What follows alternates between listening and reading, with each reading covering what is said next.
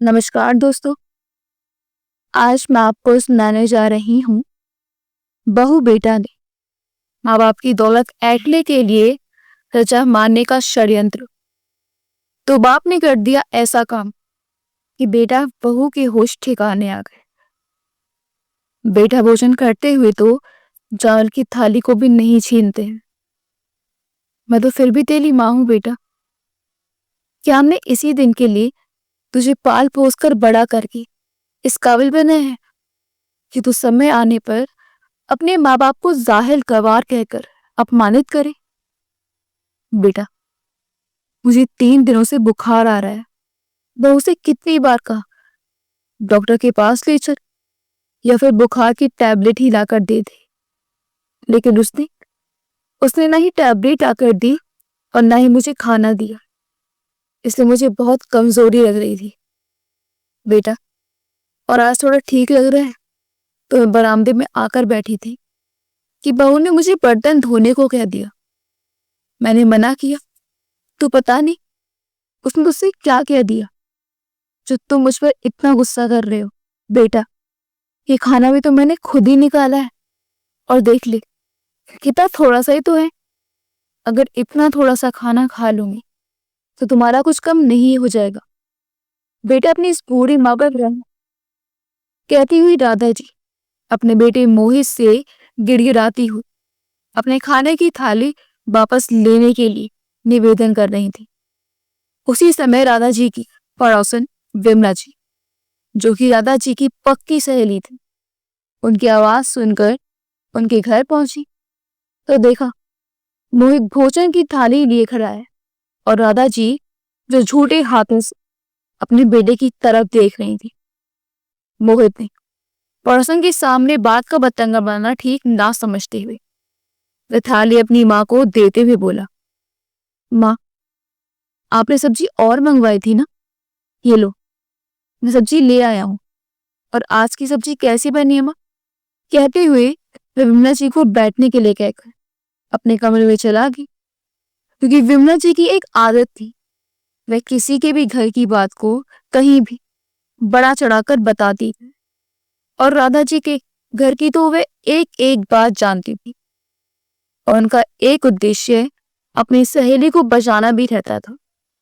इसलिए उन्हें जैसी आभास होता कि राधा जी के साथ उनके बेटे बहू अन्याय कर रहे हैं, वह तुरंत ही बिना काम के उनके घर पहुंच जाया करती थी, ताकि राधा जी के ऊपर उनके बेटे बहू और ज्यादती ना कर सके। दरअसल राधा जी को मोहित ने अपनी पत्नी की डिलीवरी के बाद ही मदद के लिए अपने पास शहर बुला लिया था।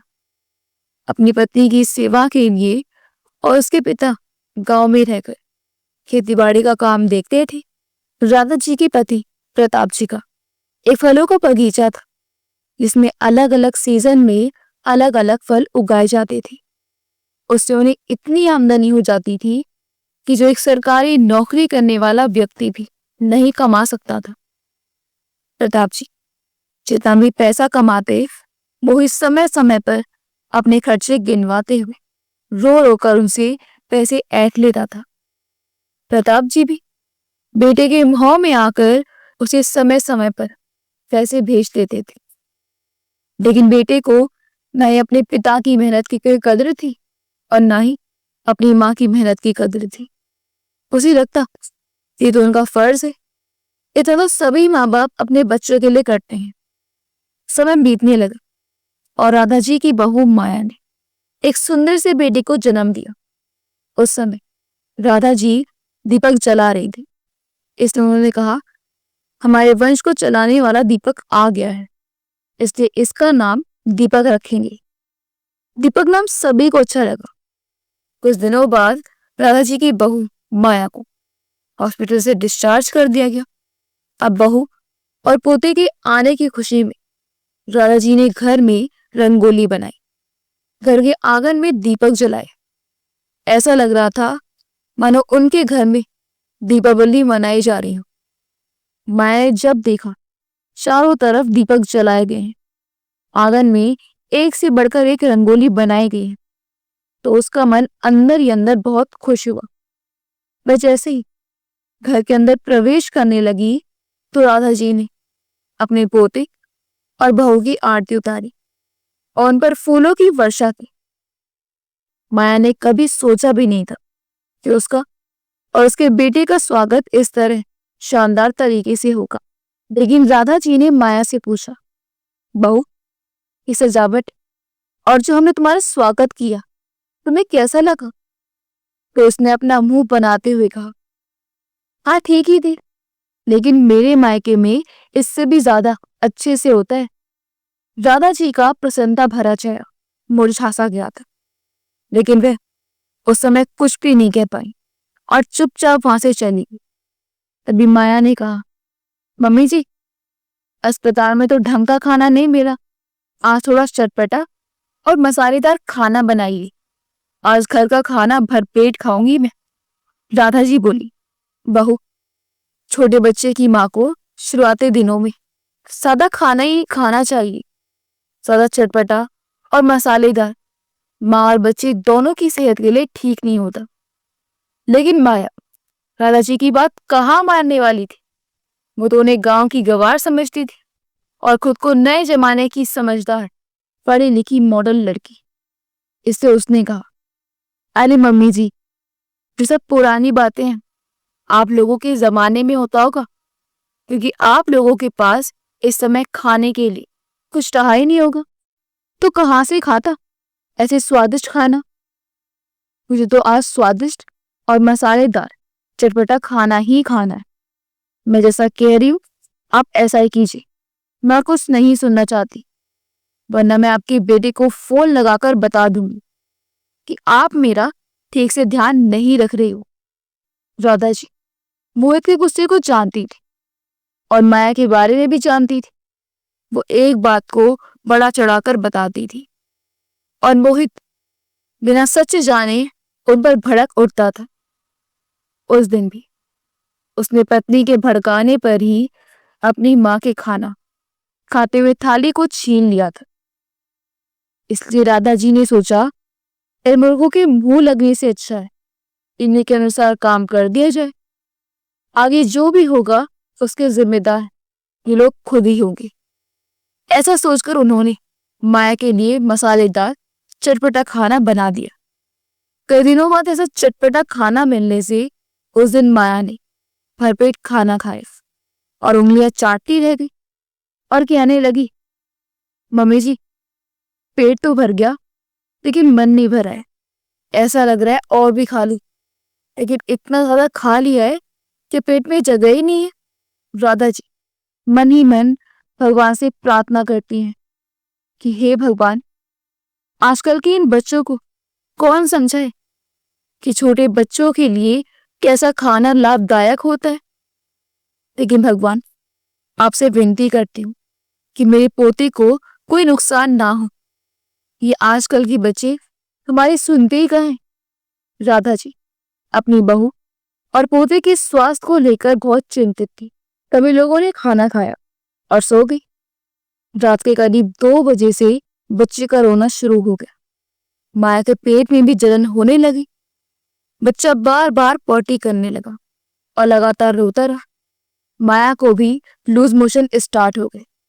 अब माया को अपनी गलती समझ में आ रही थी कि उसने मसालेदार वो भी चटपटी सब्जी खाकर कितनी बड़ी गलती कर दी है। लेकिन वह अपनी गलती ना मानते हुए अपनी सासू माँ पर भड़कते हुए बोली, मम्मी जी, क्या आपने धूप में बाल सफेद किए हैं? जो भी मेरी डिलीवरी होते हुए 8 दिन भी नहीं हुए हैं और मुझे इतना मसालेदार चटपटा खाना खिला दिया। मैं मानती हूँ कि मैंने आपसे ऐसा खाने के लिए जिद की थी, लेकिन आप बड़ी होने के नाते मुझे डांट कर मना भी तो कर सकती थी ना। कैसी माँ है आप? कहती हुई इसने अपने पति मोहित को भी अपनी सास के खिलाफ भड़का दिया कि तुम्हारी माँ हमसे उम्र में बड़ी है, उनका फर्ज बनता था हमें समझाने का, ना कि हमने जैसा कहा वैसा ही करने का। तुम्हारी माँ सच में गांव की गवारी है, इन्हें कल ही गांव भेज दो। नहीं चाहिए मुझे ऐसी गवार औरत मेरे घर में। पता नहीं मेरा बच्चा बड़ा होगा तो ये उसे अपने जैसे गांव की भाषा और गवार जैसा ज्ञान देंगी। सुबह होते ही इसे वापस इनके गांव भेज दीजिएगा। माया ने जब ऐसा कहा तो मोहित को भी लगा कि वास्तव में माँ गांव में रही तो इन्हें कुछ ज्ञान नहीं है, उन्हें बिल्कुल भी अकल नहीं है। इसलिए उसने माया और अपने बच्चे की हालत को देखकर मोहित गुस्से से अपनी माँ को अनाप शनाप गालियां देने लगा।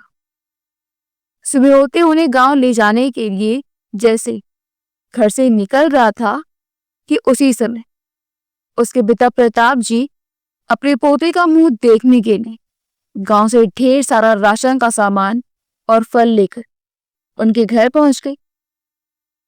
मोहित ने अपने पिता को अपने दरवाजे पर इतने सारे सामान के साथ देखा तो उसे लालच आ गया। उसने अपनी माँ से कहा, अरे माँ, देखिए ना, पापा तो हम सभी से खासकर अपने पोते से मिलने खुद ही आ गए और आप जिद कर रही थी कि गांव जाने की। चलिए अपना सामान अंदर रख दीजिए और पापा के लिए चाय बनाने का इंतजाम कीजिए।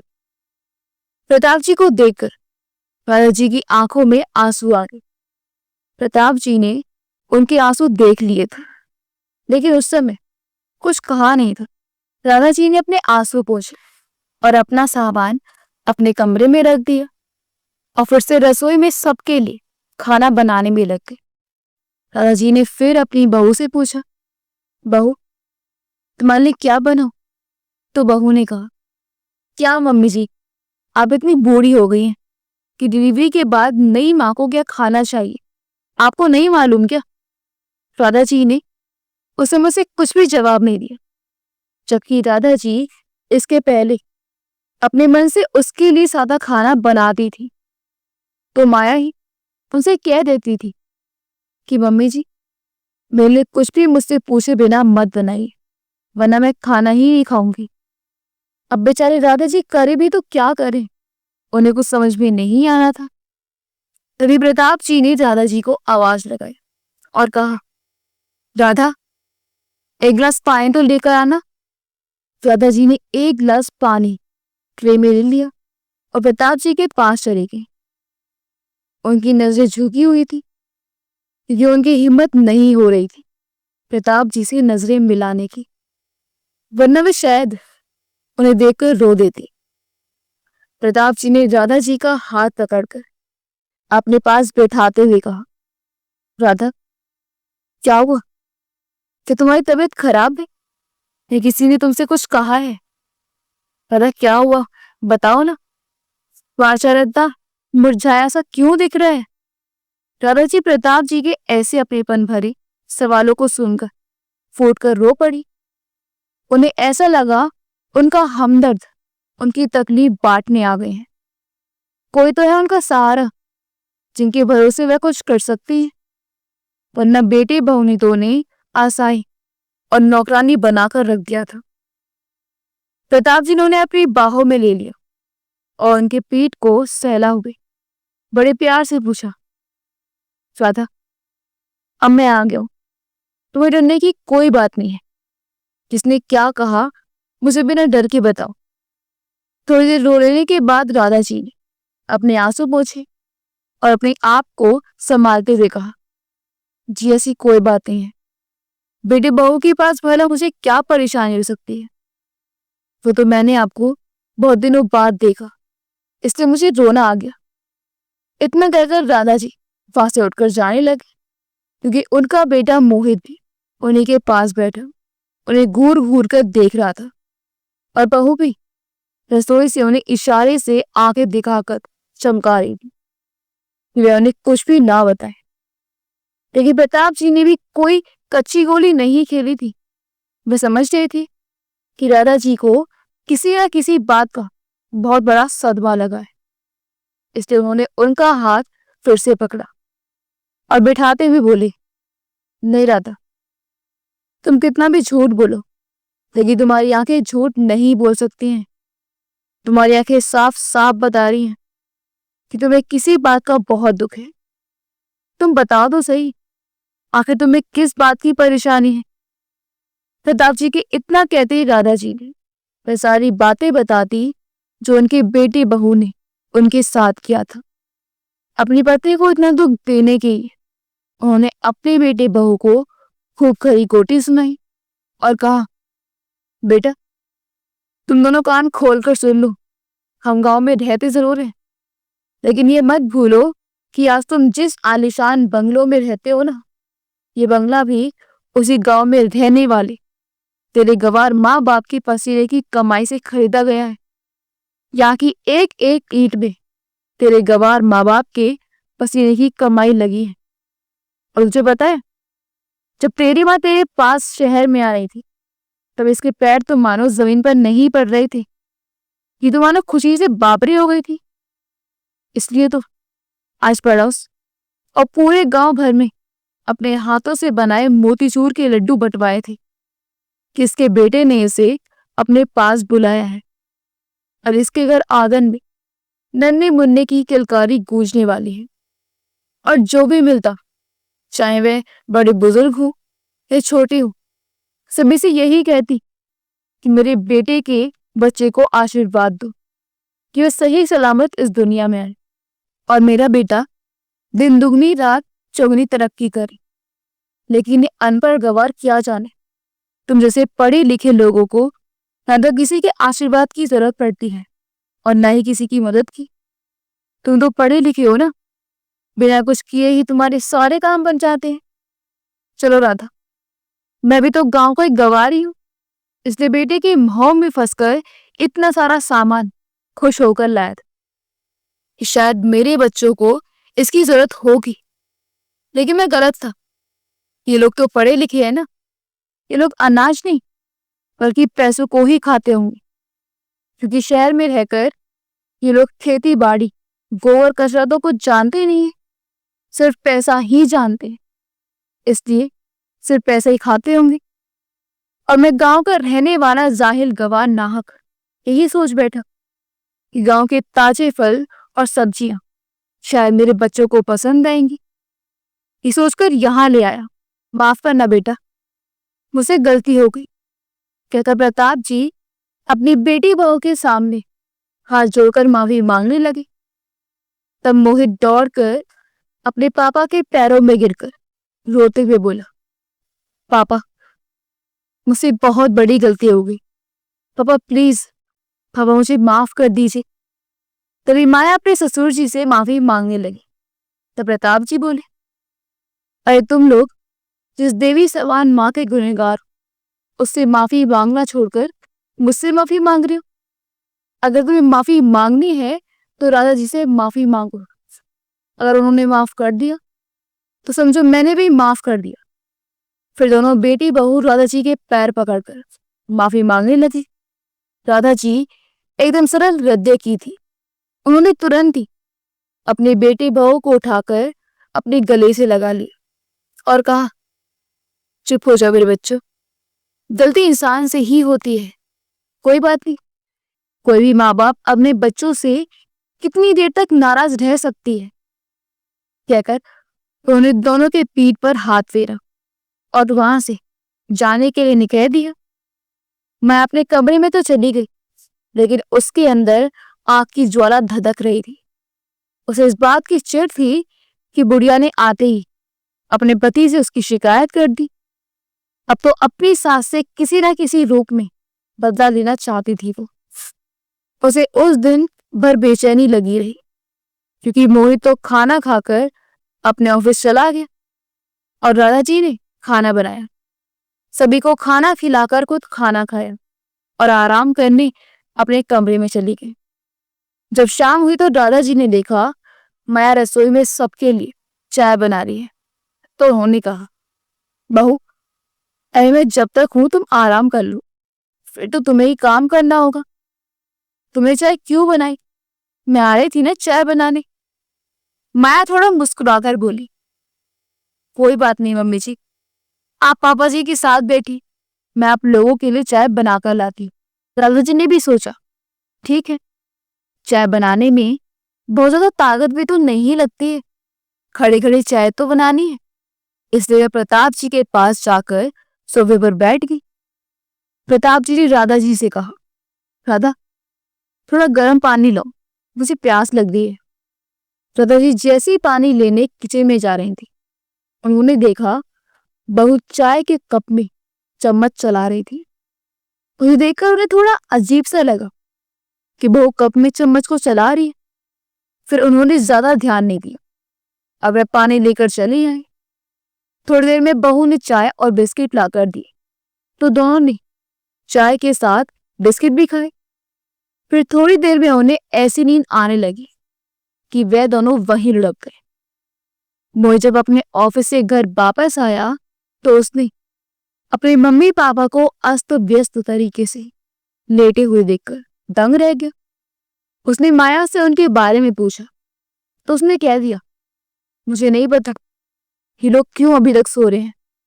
मोहित ने उठाया और उनके कमरे में ले गया, लेकिन वे वहां भी सोते ही रहे। अब माया ने जैसे तैसे उस रात का खाना तो बनाया, लेकिन उसका गुस्सा बढ़ता ही जा रहा था। वह मोहित के कान भरती जा रही थी।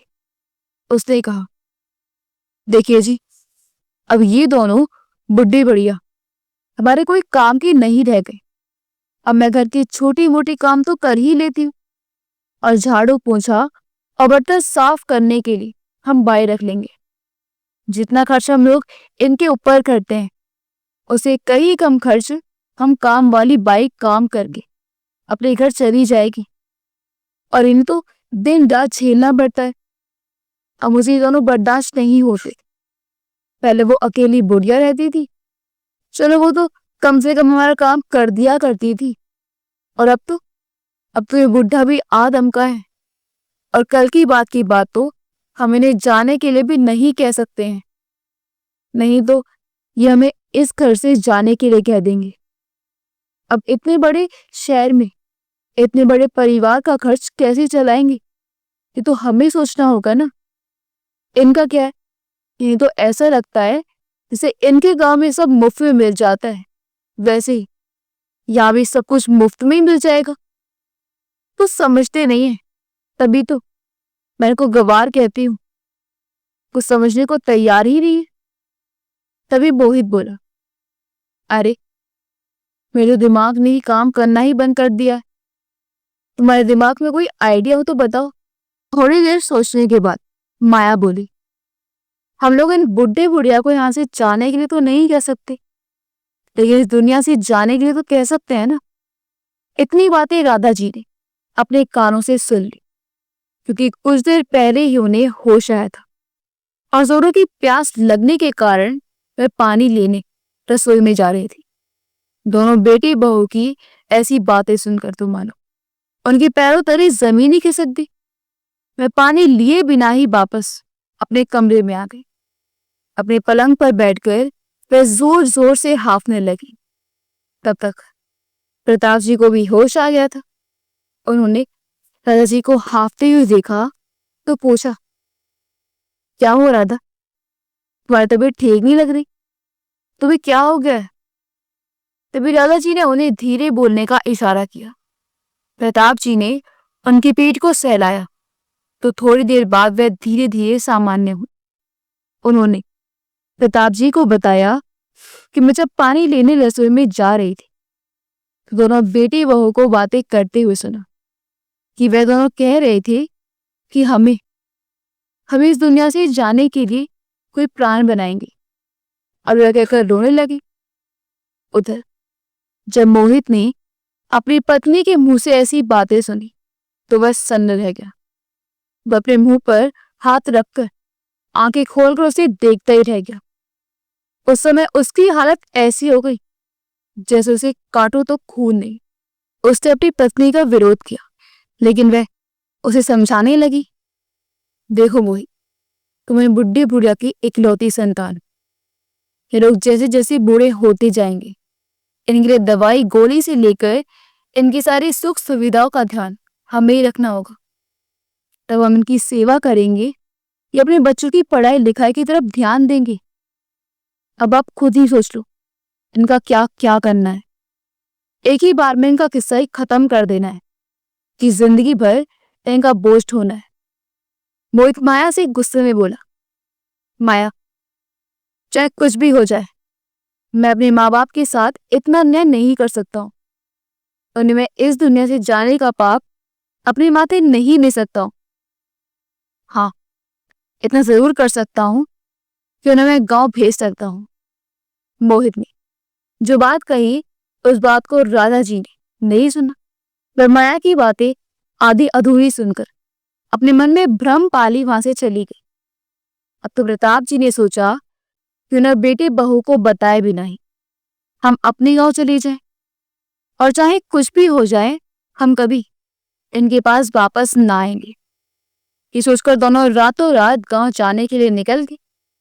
राधा जी का सामान तो पहले से ही पैक था, इसलिए वह तुरंत ही गांव के लिए निकल गए। वे दोनों रात के अंधेरे में अंदाजा लगाकर ही आगे बढ़ रहे थे कि इत्तेफाक से एक ऑटो वाला उन्हें मिल गया। उस ऑटो वाले ने उन्हें बताया कि वह अपनी बेटी के घर कुछ सामान पहुंचाने के लिए आया था। वह उसी शहर में रहता है और वह अपने घर जा रहा है, इसलिए उसने उन दोनों को बस स्टैंड तक पहुंचा दिया। प्रताप जी और राधा जी ने उसे ढेर सारा आशीर्वाद दिया और कुछ रुपये भी दिए। उस ऑटो वाले ने उन्हें बताया कि भगवान ने उन्हें अपने दूत के रूप में भेज दिया है, क्योंकि उस ऑटो वाले को पैसे की सख्त जरूरत थी, क्योंकि उसकी पत्नी को अस्थमा का अटैक आया था। वह अपनी बेटी के घर मदद मांगने ही गया था, क्योंकि उसकी सास ने इतनी खरी खोटी सुनाई कि वह कुछ नहीं कर पाया और बिना कुछ कहे ही चला आया। लेकिन जितना पैसा मुझे चाहिए था आपने मुझे दे दिया, आपका बहुत बहुत धन्यवाद, कहकर वह ऑटो वाला वहां से चला गया। प्रताप जी बोले, देखो राधा जी, हमारा रातों रात बाहर निकल जाना भी कितना अच्छा हुआ। हमारे कारण किसी की भी जान बच सकती है। और वे दोनों सुबह होने का इंतजार करने लगे। जैसे सुबह हुई दोनों अपने गांव जाने वाली बस में बैठकर चले गए। मोहित ने देखा मम्मी आज अभी तक नहीं उठी है, न ही पापा उठे, तो वह उनके कमरे में गए ये देखने के लिए कि अभी दोनों क्या कर रहे हैं। वहां जाकर देखा तो दोनों वहां से गायब थे। उसे समझ में नहीं आ रहा था कि मम्मी पापा आखिर कहाँ चले गए। उसने माया को जाकर बताया तो माया तो मन ही मन खुश हुई। चलो, दोनों बुढ़े बुढ़िया बिना कुछ के ही छुटकारा मिल गया। लेकिन मोहित ने अपने गांव के मुखिया चाचा को फोन लगाकर पूछा तो उसने बताया कि उसके माँ बाप अपने घर पहुंच गए हैं। तब तो उसकी जान में जान आई और माया ने जब ये समाचार सुना तो उसे बिल्कुल भी अच्छा नहीं लगा। कुछ दिनों बाद वह मोहित के साथ अपने सास ससुर के घर गई और उनके पैरों में गिरकर उनसे माफी मांगने लगी और बोली, मम्मी जी, पापा जी, मुझे माफ कर दीजिए। मैंने आप लोगों के साथ बहुत ही गलत व्यवहार किया है, लेकिन आप लोगों के वापस आ जाने के बाद मुझे पता चला कि बुजुर्गों का क्या महत्व होता है। आपके वापस आ जाने से तो मैं दीपक की परवरिश अच्छे से कर ही नहीं पा रही हूँ। इसलिए आपसे विनती करती हूँ कि आप लोग हमारे साथ चलिए और वहीं रहिए। प्रताप जी थोड़े व्यवहारिक आदमी थे, इसलिए उन्होंने कहा, बहू, तुम्हें समय रहते अपनी गलती का एहसास हो गया, ये अच्छी बात है, लेकिन अभी हम लोग तुम्हारे साथ नहीं आ सकते हैं, क्योंकि अभी हमारे खेत पे फलों को तोड़कर मंडी भेजने का काम जोर शोर से चल रहा है। जैसे हमें फुर्सत मिलती है हम इस बारे में सोचेंगे। वहीं राधा जी का मन पोते में लगा हुआ था, इसलिए वह बार बार प्रताप जी को बेटे के पास जाकर रहने की जिद कर रही थी। तो प्रताप जी ने सोचा राधा की इच्छा है बेटे के पास रहने की, तो उन्होंने फिर से उन्हें शहर भेज दिया। अब तो माया को मुफ्त की नौकरानी मिल गई थी। माया राधा जी की इतनी तारीफ करती कि वो उनकी तारीफ करते करते सारे काम करवा लेती। राधा जी भी खुशी खुशी उसका काम ये सोचकर कर देती कि अपनी ही तो बेटे बहू है, तो अपने घर में काम करने में कैसी शर्म। दिन बीतते रहे, माया राधा जी के पास हमेशा पैसों का रोना रोती रहती और राधा जी अपने पति प्रताप जी से कहकर उनसे पैसे मंगवाती रहती। जब तक प्रताप जी पैसे भेजते रहे तब तक तो माया ने राधा जी के साथ बहुत अच्छा व्यवहार किया। लेकिन एक दिन बगीचे में खड़े प्रताप जी के पैर के नीचे एक पका हुआ फल आ गया, जिससे फिसल कर ऐसे गिरे कि उनके कमर की और घुटने की हड्डी फ्रैक्चर हो गई। आयन फायन में उन्हें शहर लाया गया। अब तो माया को लगा उसके घर में आपत्ति आ गई है।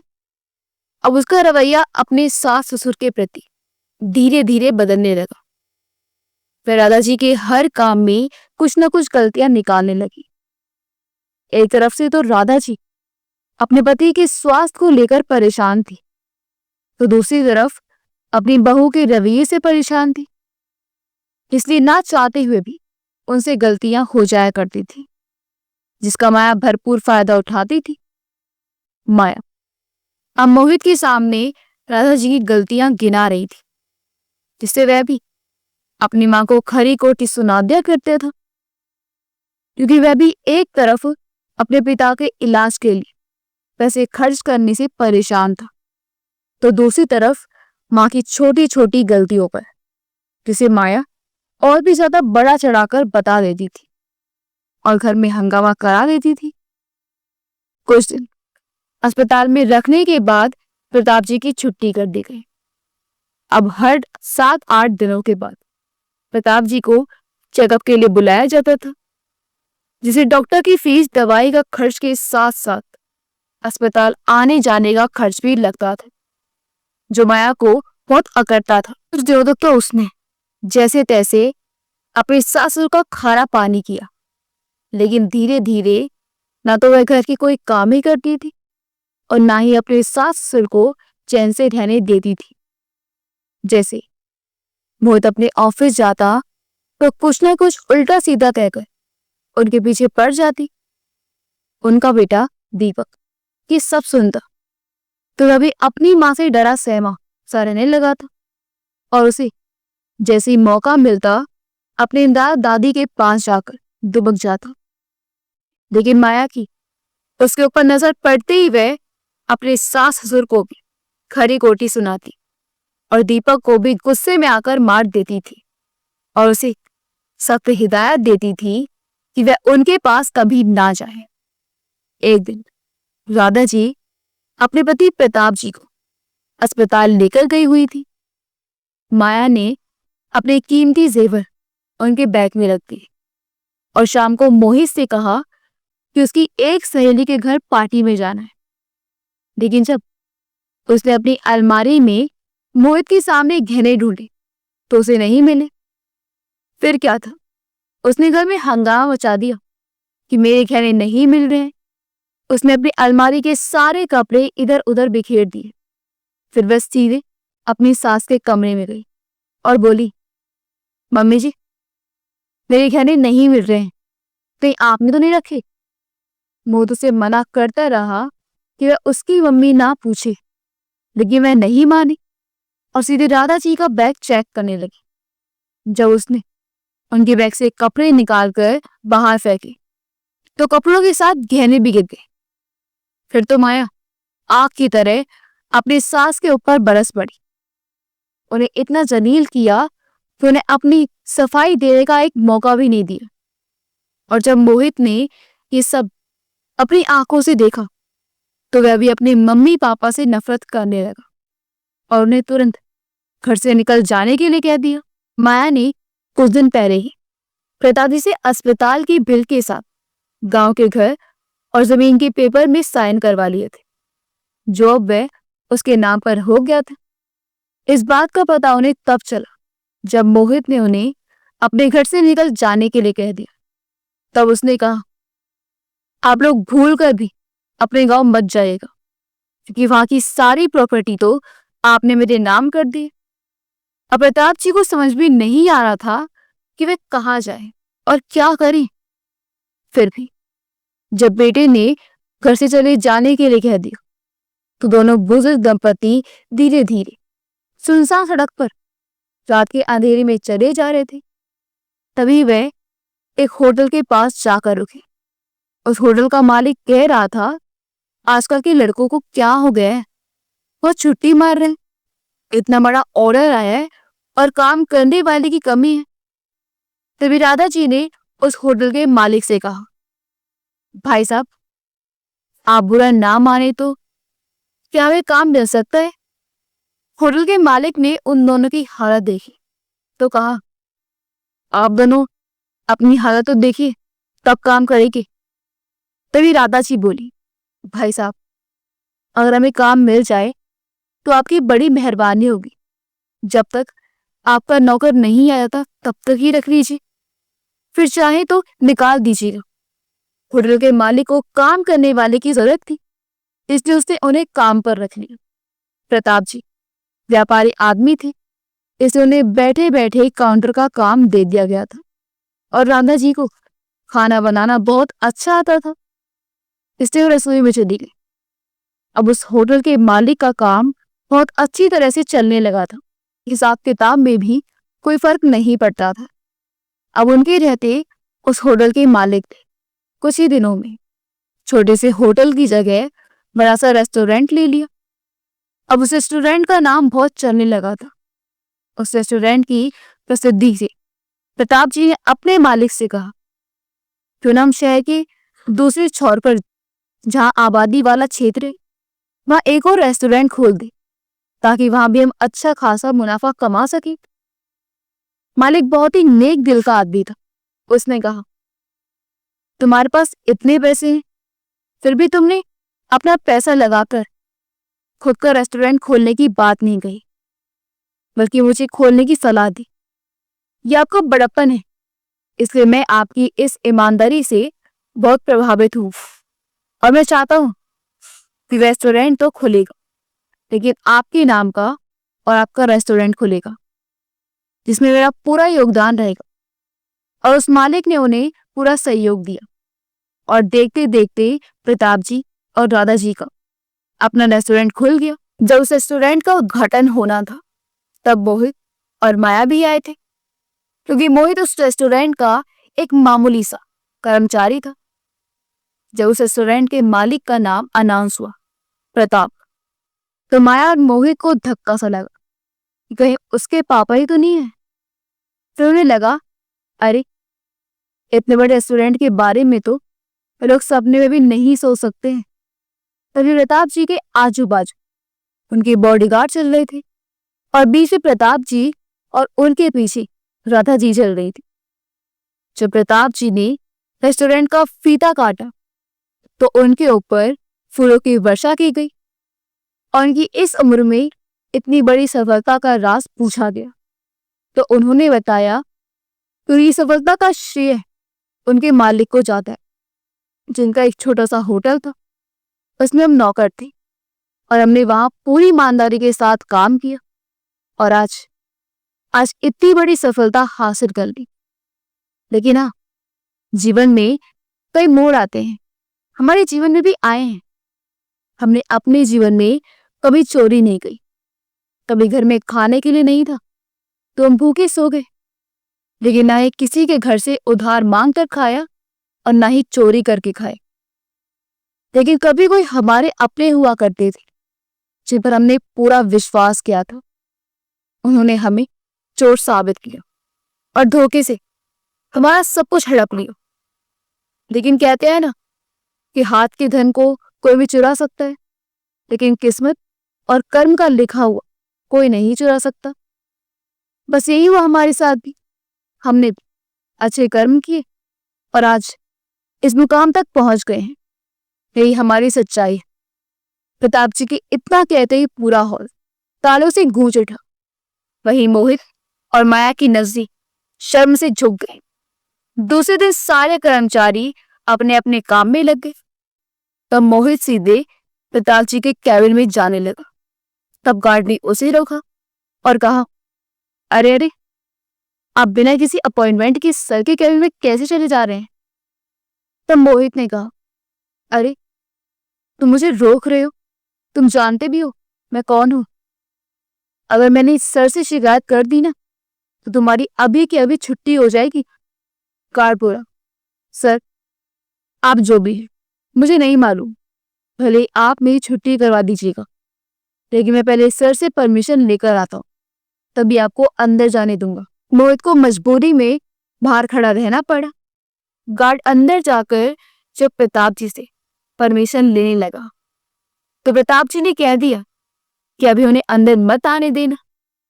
ऐसे ही पूरा दिन बीत गया। प्रताप जी मोहित से मिले ही नहीं। मोहित प्रताप जी से मिलने के लिए दिन भर उनका इंतजार करता रहा, और जिस काम के लिए वे काम नहीं किया इसलिए उसे दूसरे दिन नौकरी से भी निकाल दिया गया। अब मोहित के हाथ से नौकरी भी चली गई और प्रताप जी से मिलने भी नहीं हो पा रहा था, इसलिए वह बहुत परेशान हो रहा था।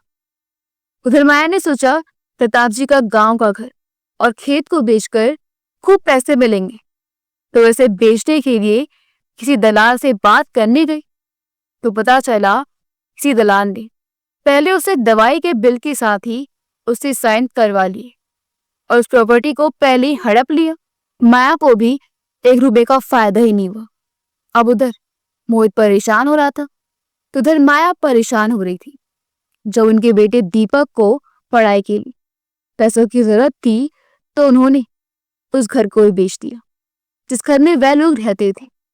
अब तो मोहित और माया दाने दाने के लिए मोहताज हो गए थे। अपने मम्मी पापा की ऐसी दयनीय हालत देखकर दीपक को वह सारी घटना याद आ जाती थी जब उसकी माँ उसके दादा दादी के साथ एक थाली भोजन के लिए कितना तड़पाती थी। आज उस भोजन के लिए वह कितना तड़पती है। प्रताप जी इतने उदार दिल थे कि उन्हें अपना वह दिन रोज ही याद आता था जब उन्होंने कभी सड़क के किनारे भिखारियों की लाइन में खड़े होकर एक थाली भोजन मांग कर खाया था। और उन्होंने राधा जी को अपना विचार बताया कि क्यों ना हम शाम को सबके खा लेने के बाद जितना खाना बचेगा उसे गरीबों में बांट दिया जाए। राधा जी को अपने पति का ये विचार बहुत पसंद आया। अब राधा जी और प्रताप जी रोज शाम को खाना बांटने जाते तो उनके बेटे बहू भी भिखारियों की लाइन में खड़ी होकर खाना लेती। माया को तो तब अपनी गलती का एहसास हुआ कि वास्तव में जो जैसा करता है वो वैसा ही पाता है।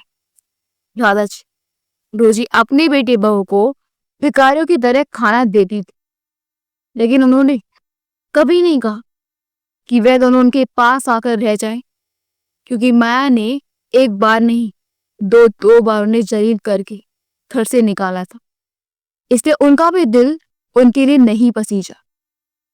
अगर आपको हमारी कहानी अच्छी लगी हो तो मैं वीडियो को लाइक कर शेयर करें और हमारे चैनल योगीवर्स को सब्सक्राइब कर दें। मिलते हैं अगली वीडियो में। आपका बहुत बहुत धन्यवाद।